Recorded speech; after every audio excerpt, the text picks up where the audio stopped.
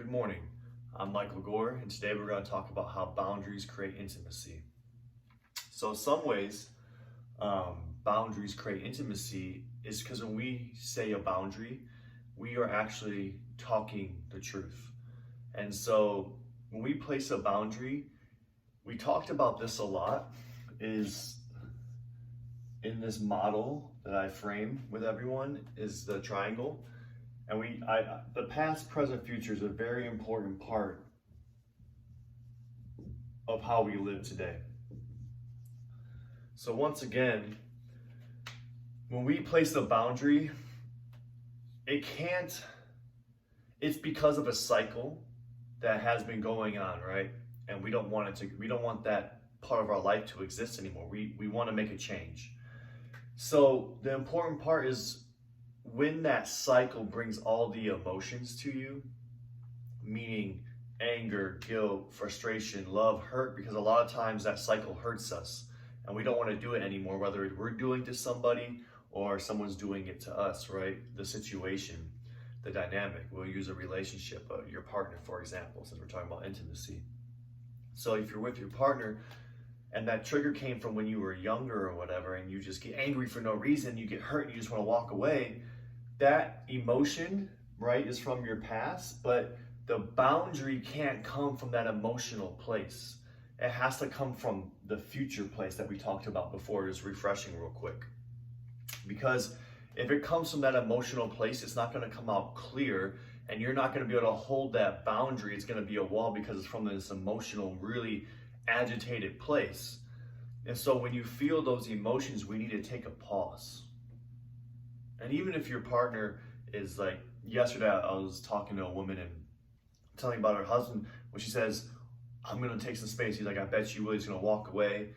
So that's a situation to where you have to acknowledge that truth and be comfortable enough to say, yes, I am going to walk away right now because this is not what I want to create in my life. And that right there, that example, when you can state it clearly and understand in the midst of all the emotions, you get real wisdom. You get wisdom in the present moment, not the hindsight wisdom that we all fall accustomed to, but we actually bring that future wisdom into the present moment because we stop who we're being and say, no, we're not going to participate in this anymore. Even if that person starts coming, and then your boundaries will escalate from there, or they get firmer and firmer because someone keeps crossing your boundaries, right? But the important part of this is to understand that you're still creating from who you want to be and not the trigger that got you angry or whatever. So how does this create intimacy? Because it creates the truth. So the truth between you and your partner. So when you put the truth out there to your partner, your boundary, for example, the truth of that example, that moment of that argument with my wife or your partner is, okay, stop. I'm going to stop. I'm just going to take a breath because I recognize the feeling that I've come accustomed to. I recognize, oh, I am really triggered right now. So how can I take accountability and observe that part of me and say, how can I put the truth in this situation to create a safe place for me to where I feel safe to express, where I feel safe to receive? And sometimes, for example, in that situation is, hey, I need space. Can we talk about this later? Not even can we. Hey, look, I don't like what we're creating right now, and I'm not going to accept this in my life anymore, right? So that's the truth of that situation. And that can be applied across many dimensions, across many situations, right? But what you're doing is you're giving a doorway for that person to say, either respect my boundary, because like when someone respects your boundary, especially in a very vulnerable moment like that, when you take the self-accountability to say, stop, I'm not going to participate in this anymore because this is not what I'm going to create in my life. And if this continues, this relationship isn't going to work, right? So that's a boundary where it's not you're attacking this person, you do this, just because you're this and you're this. You're putting the truth into this point of the triangle between you two and putting it into the relationship. It's not personal with this person. It's not personal with your partner. It's what's happening in the relationship. Now if that person respects your boundary and you walk away and take 20 minutes, I bet you come back and say, hey, like, both people take accountability on their parts, right? So your partner takes accountability, you take accountability. I'm not saying that's how it always happens, but if that's the foundation you want, to me, at least in my situation, in my relationship, that's the foundation I have. We both can take accountability to understand, how are we not participating in what we need in the relationship? And there's different needs. You have needs, your partner has needs, but how can we create those needs to be filled together? Because in that argument, your needs are not being felt, right? They're not being heard. You're not being validated. You're being badgered, right? You're being tried to controlled or manipulated into becoming part of that person's story or argument or anger. You don't need to be part of your partner's anger. They have their own anger, their own thing on their own, and you have your own on your own. So once you place a boundary, expect a little bit of resistance if it's the first time you're ever putting that boundary up. But back to this is the truth. The truth is your boundary. And you have to be able to make the truth a non-personal truth in the heat of the moment. It can't be you. It always has to be, I need space. I need time. And then once you put that out there and that truth is out there, guess what? You give your partner a chance to be intimate with you in a way that he honors that sacred space that you're trying to create. And that creates what? It creates trust. It creates trust between you and your partner. Hey, in the heat of an argument, I can take space. I can trust my partner to give me that space. And if you come back 20 minutes later and it's still there, guess what? I need more time.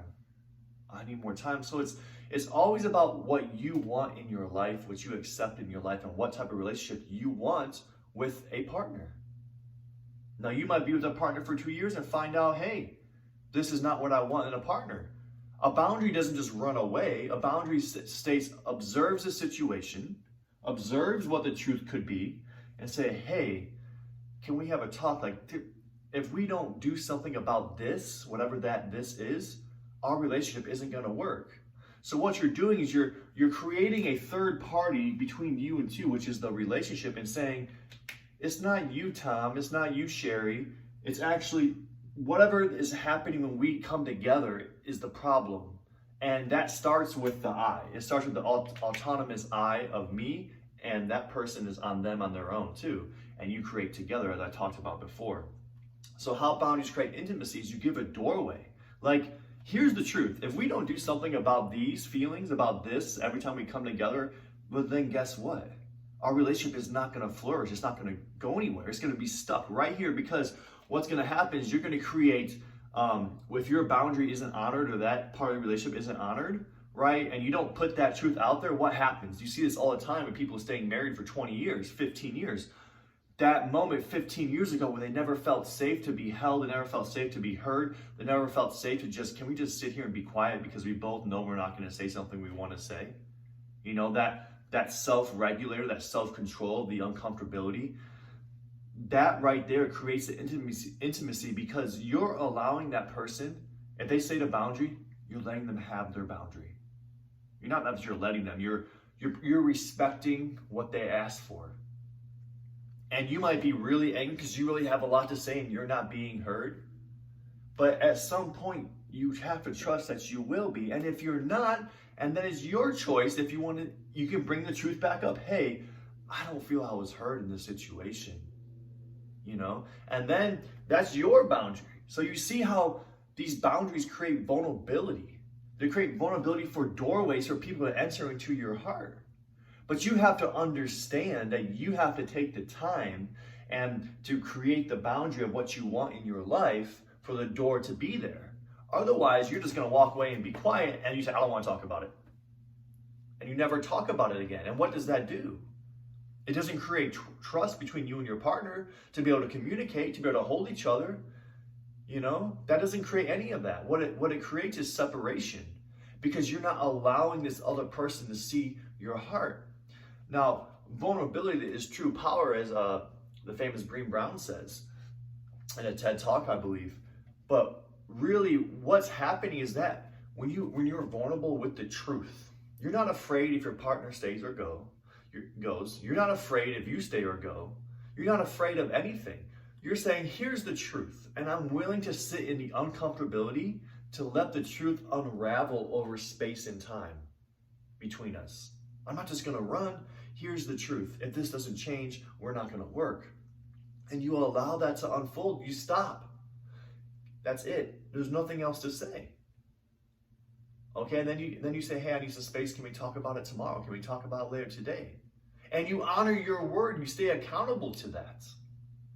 But you have to put the truth out there, because it leads, your boundaries are your truth, and it leads to trust, which leads to intimacy. But you have to be vulnerable.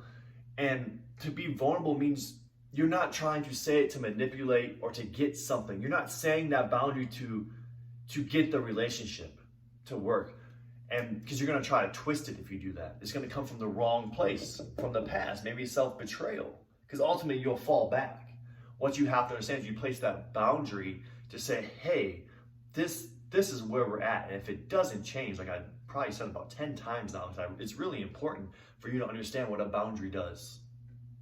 If this relationship doesn't change of how we come together, we're going to go back, like the triangle, to being separate halves. And we're not going to have a relationship based in truth anymore, in honesty and in intimacy. Because those truths create the intimacy to trust your partner. It creates the deepest amount of trust, because you know why?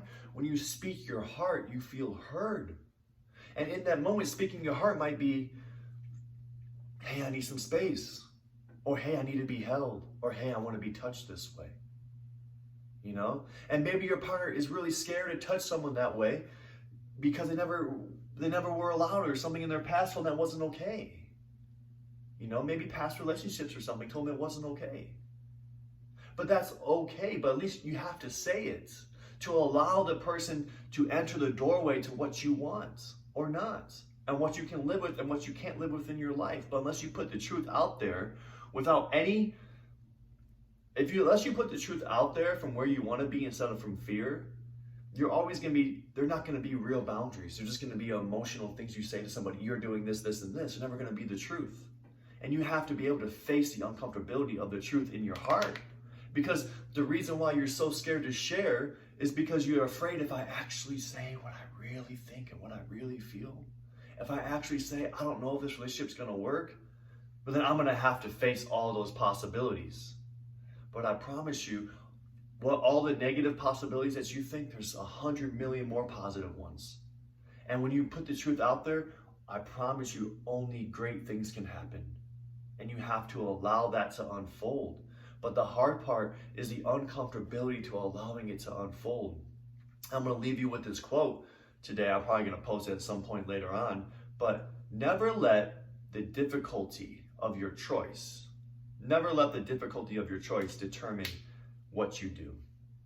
Meaning, never let your idea, if you have a very big idea of what type of relationship you want, and you want this romantic, intimate relationship, and you know what it's going to take from you to get there, the uncomfortability to just sit with boundaries, to sit and say the truth, because that's the hardest part. The difficult part is saying the truth and holding the belief in the idea of what you want. That's the difficult part, is yourself and the uncomfortability inside.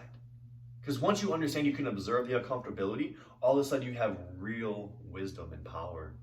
Because no matter what someone does, it doesn't dictate your truth to what needs to be said. You know, and that's the most difficult part for anyone. So once again, just remember that when you place a boundary, you're inviting someone in. And they're not always going to come in, but they know exactly how to come in, because you're very clear about what you need. You're very clear. So once again, I'm Michael Gore. Thanks for joining today, and I hope this helps.